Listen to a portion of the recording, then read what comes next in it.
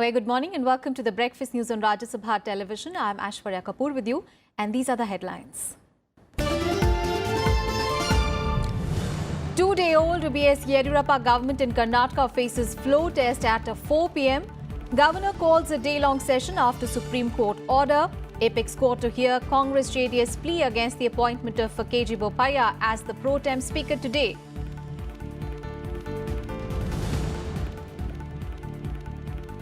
Congress JDS MLAs reach Bengaluru ahead of a floor test today. Alleged BJP trying to buy their MLAs. The BJP counters claims of audio clip by the Congress, calling it a dirty trick.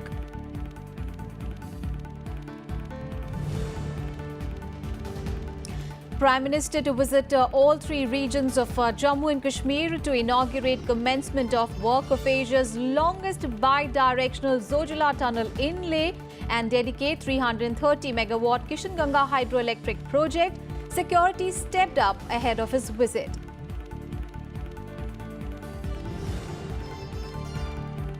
Over 100 people killed after Cuban-operated airliner crashed and burned after takeoff from Havana airport.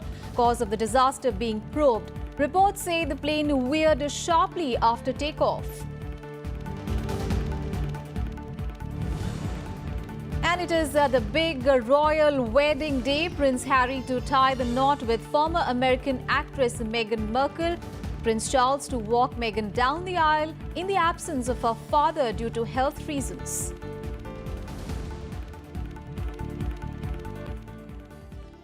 The big story this morning, the two-day-old BS Yediyurappa government in Karnataka faces a floor test in the assembly there today. Governor Vajubhai Wala has called a day-long session of the assembly at 11 a.m. He has also appointed a pro tem speaker to preside over the proceedings. The floor test will be held at 4 p.m. after the Supreme Court order on Friday. Here's a report. Ending all speculation, the Supreme Court ordered a floor test in Karnataka at 4 p.m. today. The three-judge bench also ended the 15-day window given by Governor Vajubhai Wala to BJP Chief Minister B.S. Yediyurappa to prove majority. The bench said the best course to arrive at a conclusion will be a floor test. The Supreme Court also said oath should be administered to all MLAs before the floor test and that Yediyurappa can't take any policy decisions until the floor test is over. The floor test will be held under a pro tem speaker. The Supreme Court also said member of Anglo-Indian community can't be nominated ahead of the floor test. The court also made it clear that it will deal with the constitutionality of the governor's letter inviting Yediyurappa to form the government later. I have got 100% confidence we are going to get full majority and we will prove the majority. The governor invited Mr. Yediyurappa to form the government is unconstitutional. How they will going to prove the majority? You please put question to BJP leaders, not for me. My responsibility is Congress. They have given me support with the blessing of Congress leaders, with the support of Congress leaders. My responsibility is defeat the Yediyurappa's no confidence motion. After the Supreme Court's order, Governor Vajubhai Wala has convened a day-long session of the State Assembly at 11 a.m. today. He also appointed senior BJP legislator and former Speaker KG Boppaiah as pro tem Speaker of the Assembly. Heating out at the governor's decision, the Congress called Boppaiah an agent of the BJP, a charge rejected by the BJP. The Congress JDS combine also moved the Supreme Court against the appointment. A three-judge bench of the Apex Court will hear the matter at 10:30 a.m. today. Union Minister Prakash Javadekar said Boppaiah's appointment was as per rules. BJP can't appoint a pro tem speaker on account of its own comfort. They have to adhere to the constitutional norms and established parliamentary practices over last 70 years. मैंने जैसा कहा कि अदालत जाने की option खुली है, हम ये मामला अवश्य अदालत के संज्ञान में लेकर आएंगे. With more experience, he becomes more eligible. But Congress, this is Congress hypocrisy. And therefore, we condemn both these attempts. With 104 MLAs in his kitty, Yediyurappa now faces the task of getting the magic figure of 112. Elections were held for 222 seats out of the 224 in the Assembly. Congress has 78 seats, while the JDS-BSP combined have 38. Bureau Report, Rajya Sabha TV. And ahead of the floor test, BJP's Sadhana Gora said that the party has faced such a challenge earlier as well, and that everything will be clear post the floor test today. This is not a very new day for BJP. So many occasions it has happened. Even in during the last tenure also we had faced certain difficulties like this. But totally we have to wait till 4 o'clock. And let's get all the updates. My colleague Panchanan Mishra is now joining us live from Bengaluru. Panchanan, 2-day-old B.S. Yediyurappa government is going to face the Karnataka floor test today. A day-long session has been called, and we understand that the team of the Congress JDS is back in Bengaluru. Tell us what are the preparations, and is everything set for the floor test today?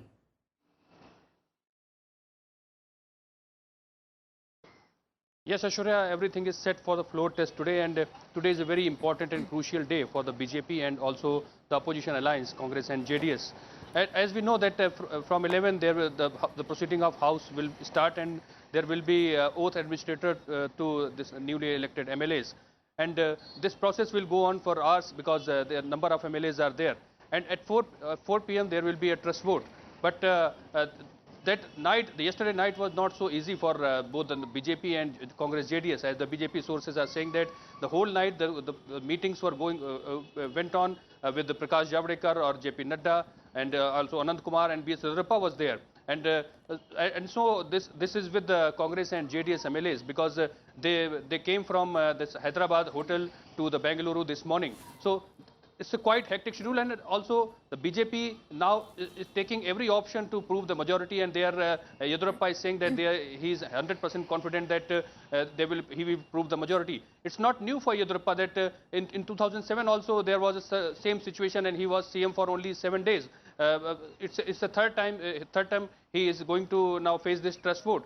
So now he is looking confident because the strategists are there from the Delhi and from here. And on other camp, the Congress is saying that their MLAs are totally intact, and they are not going to let any horse trading or any poaching. So it has to be seen that all eyes are here on the assembly, and we have to see that what next goes on, because this day is very crucial for Karnataka politics. Right. Thank you so much, Panchanan, for all those updates there from Bengaluru. And let us also now understand what is going to happen in New Delhi today ahead of that trust vote. Let's get all the updates from my colleague Vishal Daya, who is joining us on the phone line. Vishal, hours ahead of the trust vote before Karnataka, Supreme Court is going to decide on interim Speaker KG Boppaiah. Tell us the details. What all is expected to happen in the court today? Well, it is going to be the 10:30 a.m. The hearing will begin. That's what the time the court gave yesterday after admitting the application filed by the Congress legal team. And clearly, the Congress's effort would be to go ahead and ensure that the pro tem speaker appointed by governor is something which is struck down by the Supreme Court. However, going by the kind of arguments which have been coming from the ruling camp in Karnataka, because this is their argument is that this is a convention, and the pro tem speaker, Mr. KG Boppaiah, has already been the speaker, and he was the pro tem speaker in 2008 as well. So clearly he has that required experience. Congress's argument right now is that the senior most member of the House, that is their legislator R.V. Deshpande, should have been made the pro tem speaker, as he has 7 terms in the assembly, and this is his 8th term as an MLA. Clearly, the Congress's arguments would be countered by the BJP in the Supreme Court. But this is going to be, a really tight race, because 11 a.m. is the time when the Assembly will meet for the first time, and the pro tem speaker will be administered oath. So we will have some or the other direction coming in from the court by 11 a.m. onwards. Thank you, Vishal, for all those updates. So whether BJP lawmaker KG Boppaya is qualified to be the temporary speaker when Chief Minister B.S. Yediyurappa takes a trust vote in Karnataka Assembly, that will be heard by the Supreme Court this morning. So lots of action again today in the Supreme Court. Meanwhile, Congress and JDS legislators from Karnataka who drove into Hyderabad on Friday morning returned to Bengaluru today. Now, these MLAs have returned to take part in the floor test at 4 p.m. today. Congress MLAs along with the JDS legislators were taken to Hyderabad in 3 buses on Friday after their parties feared poaching attempts by the BJP. Meanwhile, JDS leader H.D. Kumaraswamy alleged that the 2 of his MLAs were taken by the BJP from Bengaluru, but he expressed hope that they would join his camp today. Speaking to reporters, he claimed that the BJP has been trying to purchase his MLAs by offering several incentives. Know that 2 MLAs they have taken from Bangalore. But in that one MLA is in touch with us. Both of 2 MLAs who have taken by BJP friends, hijacked by BJP friends. Both the 2 MLAs will again join their house. They will come to their house. Meanwhile, the BJP has dismissed Congress's allegations accusing the party of offering money to Congress MLAs. Karnataka Congress released an audio clip allegedly with the voice of mining baron Janardhan Reddy, in which he is allegedly heard offering money and ministerial portfolio to Congress MLA from Raichur Rural. The audio clip was released amidst allegations that the BJP was trying to poach Congress and JDS MLAs. The Karnataka Pradesh Congress Committee has also filed a complaint and demanded action. Responding to the allegations, the Union Minister Prakash Javadekar called the clip a dirty trick by the Congress party. झूठा प्रचार करने का तंत्र जोरों पर है। कल कर्नाटक विधानसभा में करारी हार होने वाली है और इसलिए झूठी सीढ़ियां निकालना ये कांग्रेस का डर्टी ट्रिक डिपार्टमेंट का काम होता है। Meanwhile, Congress workers on Friday staged various protests across the country in protest of Karnataka Governor Vajubhai Vala's decision to invite the BJP to form the government in Karnataka. Protests were held at Governor's Rajkot residence in Gujarat. Nearly 30 protesters were arrested as they shouted slogans against Vala, terming his decision a blot on democracy. Protests were also held in Delhi, Maharashtra, Uttar Pradesh, and Congress party workers also staged a protest in Meghalaya, Vijayawada and Shillong as well. And the state units of the Congress in Goa and Manipur and the RJD in Bihar met their respected state governors on Friday, taking claim to form a government in these states where they are the single largest party. Citing the example of Karnataka, the Congress and the RJD sought a uniform rule for the governor to follow in case of a hung assembly. The Congress Goa Legislative Party, led by Chandrakant Kavlekar, met with Governor Mridula Sinha at Raj Bhavan in Panaji and submitted a letter seeking an invite to the party to prove its majority on the floor of the House. And in Bihar, RJD leader Tejasvi Yadav, accompanied by the Congress, Hindustani Awaz Morcha and CPI-ML leaders, had a meeting with the governor there as well. And in Manipur as well, 9 leaders of the Congress Legislature Party, led by former Chief Minister Okram Ibobi Singh, met with the acting governor Jagdish Mukhi and staked claim to form a government. The BJP, however, dismissed the Congress's and RJD's moves as a stunt.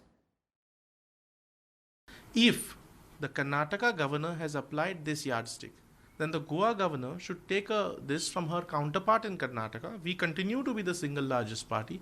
Call us. We will form the government. We will prove our majority on the floor of the House. Give us 7 days' time.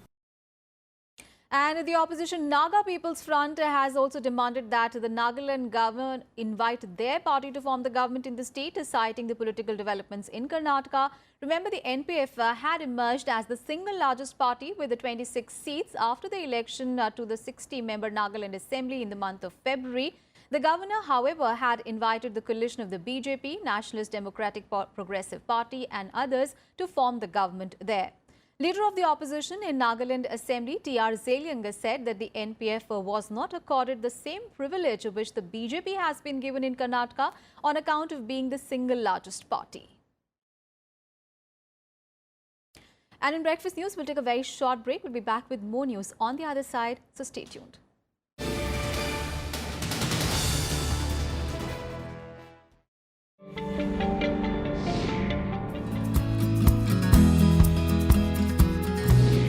सबका साथ सबका विकास, दिल से तो हर मुआमला करके चले थे साफ हम, दिल से तो हर मुआमला करके चले थे साफ हम, कहने में उनके सामने बात बदल बदल गई। कभी किसी को मुकम्मल जहां नहीं मिला, कभी किसी को मुकम्मल जहां नहीं मिला, किसी को जमीन किसी को आसमान नहीं मिला। Coming to you soon on Rajya Sabha television, a special one-hour discussion from the premises of Parliament on 4 years of Modi government.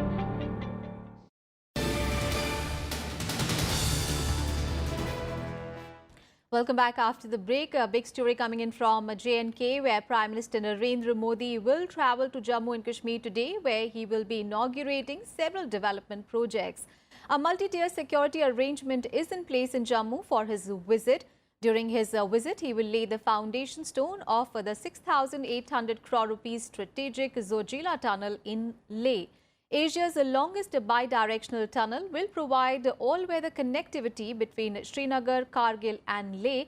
It will also cut down the time taken to cross the Zojila Pass from 3.5 hours to just 15 minutes. Prime Minister Modi will also lay the foundation stone for ring road projects in Srinagar and Jammu. He will also inaugurate the Tarakote Marg, the alternative link road to the cave shrine of Vaishno Devi. He will also inaugurate the 330 megawatt Kishan Ganga power project constructed in Gurez area of Kashmir. On to some other news now. At a meeting of the 15th Finance Commission with the Vice President M. Venkaiah Naidu on Friday, the Commission ruled out injustice to any state while allocating resources. The clarification comes amid reports of existence of a north-south divide in the Finance Commission.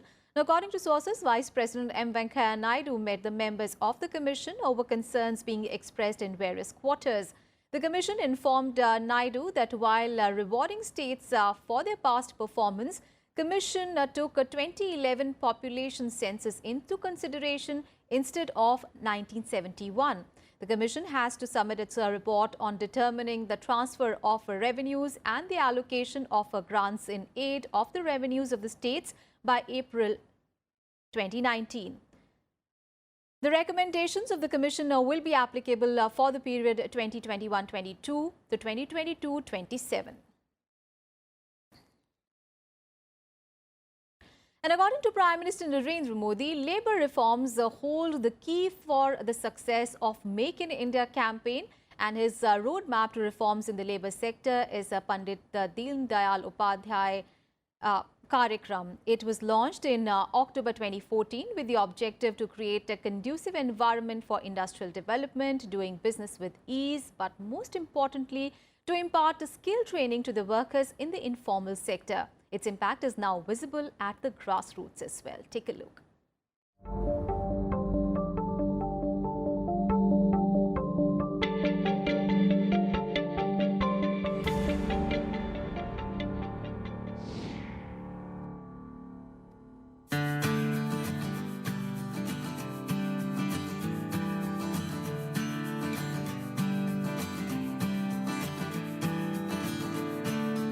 Shama was born and brought up in city of Nawabs, Lucknow, a city known for its gentle pace and easy living.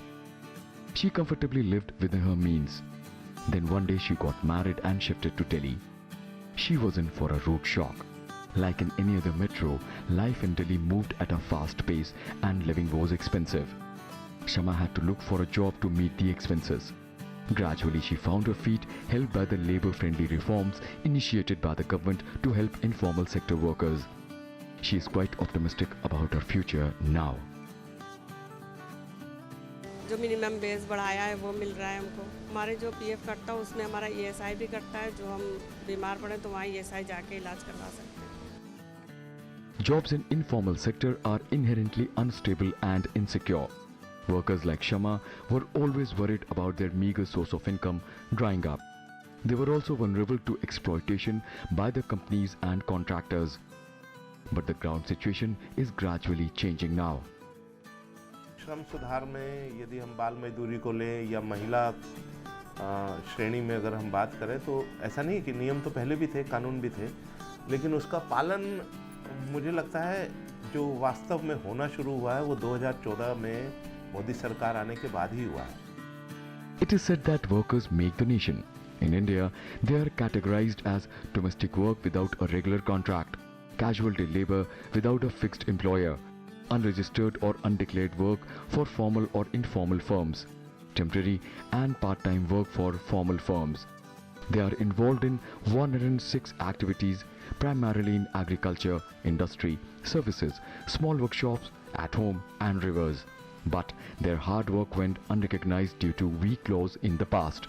In 2014, situation changed as NDA regime sincerely strived to give these workers a stable future and secure jobs. Universal social security code एक आ रहा है जिसमें कूड़ा बीनने से लेकर के मुकेश अंबानी तक मीन्स देश का कोई भी व्यक्ति जो सोशल सिक्योरिटी है, चिकित्सा, पेंशन, इससे वंचित नहीं रहेगा. मैं पिछले 35 साल से मजदूर आंदोलन में काम करता हूँ. मेरा ऐसा मानना है कि ये कोड देश का डिस्कोर्स बदल देगा मजदूर आंदोलन का और पूरे मजदूर जगत का. The informal sector is driven by stories of exploitation. The workers normally live in difficult conditions devoid of social security cover. Now the new laws seek to save them from the suffering. It includes fixing minimum wages, increasing duration of maternity leave, extending CGHS cover, fixing minimum days of work, ban on child labor, transfer of salaries direct through bank account. वर्तमान सरकार ने जिस तरह के कदम उठाए हैं उन स्कीमों में बच्चा छोटे से लेकर के और बड़े तक के सबके लिए सुविधाएं हैं, स्कीमें हैं जिनका वो फायदा उठा सकते हैं. जो कंस्ट्रक्शन में काम कर रहा है उसे पता नहीं होता था कि मेरे क्या है, मुझको क्या मिलना चाहिए. आज सरकार के अवेयरनेस के कारण ये सबको नीचे तक कदम जा रहा है. श्रम एव जयते, हम सत्यमेव जयते से परिचित हैं. जितनी ताकत सत्यमेव जयते की है उतनी ही ताकत राष्ट्र के विकास के लिए श्रम एव जयते की है. Shravmev Jayate is harbinger of good times for the informal sector. Add to it the portable EPFO account and the picture of hope is complete for the workers and their family. Currently there are approximately 50 crore workers in both informal and formal sector, out of which informal sector workers account for almost 93%. Not very long ago, welfare schemes like Provident Fund, health insurance were far-fetched dream for them. But now, slowly and surely, these schemes are reaching them. Pipin Chauhan, Rajya Sabha TV.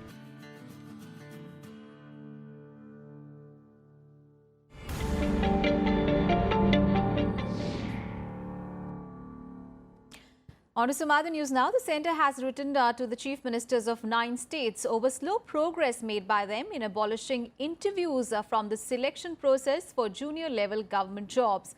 The letters were written to the chief ministers of states including Jammu and Kashmir and West Bengal. MOS for Personnel Jitendra Singh said that they were yet to effectively initiate the process of discontinuation of interviews, whereas other 20 states have already made a significant headway in this direction. Besides transparency and fair selection, Singh noted that the abolition of interviews will make the selection process much more cost-effective.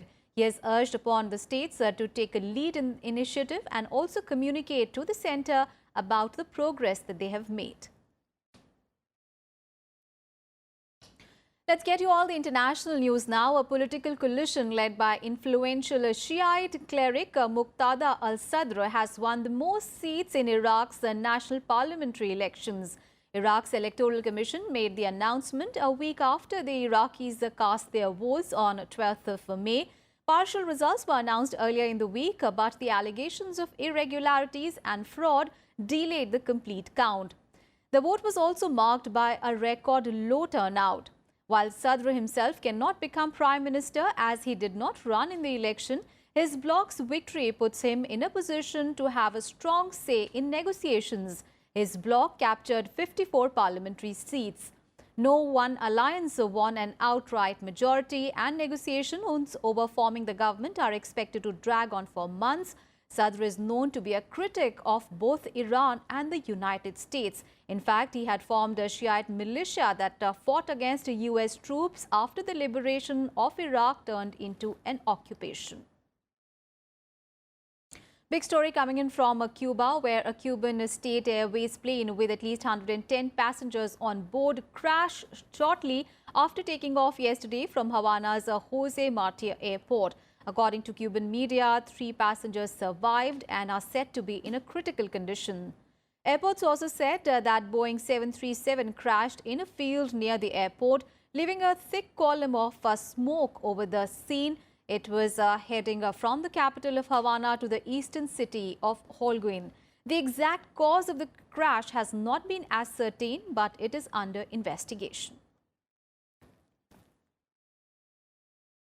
And the United Nations has called for launching war crimes investigation into the recent Israeli forces shooting of Palestinian protesters along the Gaza border. The UN Human Rights Council in Geneva adopted a resolution on Friday condemning Israel for the violations of international law, including disproportionate and indiscriminate use of force by the Israeli forces against Palestinian civilians. The Council voted to set up an independent investigation as well. In the vote, 29 members voted yes, 14 abstained, and 2 countries, the US and Australia, voted no. However, Israel condemned the resolution, which was put forward by a group of countries, including Pakistan. The US decreed it as an example of a biased focus on Israel by the Council. Remember, some 60 Palestinians were killed by the Israeli forces on Monday in the 7th consecutive week of border protests. Israel, as an occupying power under international law, is obligated to protect the population of Gaza and ensure their welfare. But they are, in essence, caged in a toxic slum from birth to death, deprived of dignity, dehumanized by the Israeli authorities to such a point it appears officials do not even consider that these men and women have a right, as well as every reason, to protest. And big story coming in from the US, where the attacker responsible for murdering as many as 10 people and injuring 10 others at a Texas high school was charged with capital murder and was denied bail. 17-year-old Dimitrios Pagotsas, also a student at the Santa Fe High School, is said to have walked into an art class and he started firing indiscriminately. He allegedly used a shotgun and a revolver taken from his father, who legally owned the weapons. Various kinds of explosive devices were reportedly found at the school. The police found information on the suspect's diary, computer and mobile phone, suggesting that he had planned the attack and he intended to kill himself afterwards. This is the 3rd school shooting in the past 7 days and the 22nd since the beginning of the year in the United States. And that's the wrap on this edition of news. But we leave you with the big royal wedding preparations for today. Prince Harry and Meghan Markle will be tying the knot today. Harry married the former American actress who will be walked down the aisle by none other than Prince Charles. That's all in this edition of news. Thanks for watching.